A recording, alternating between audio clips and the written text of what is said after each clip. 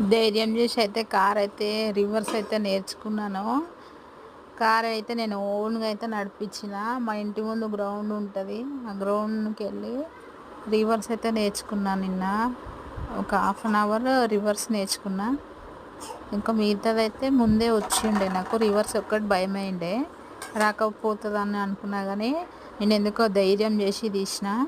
I'm so happy. ఎందుకంటే ఎవ్వరు లేరు నా. మా చిన్న బాబు ఒక్కడున్నాడు. వద్దురా బాబు అంటే వాడు కూడా వినకుండా ఎక్కిండు. ఇంటి ముందు చాలా పెద్ద గ్రౌండ్ ఉంది అనమాట.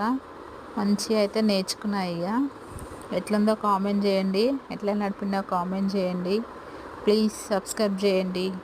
అసలు నడిపిస్తానో లేదో అనుకున్నా కానీ ధైర్యంతో తీసిన, వచ్చింది.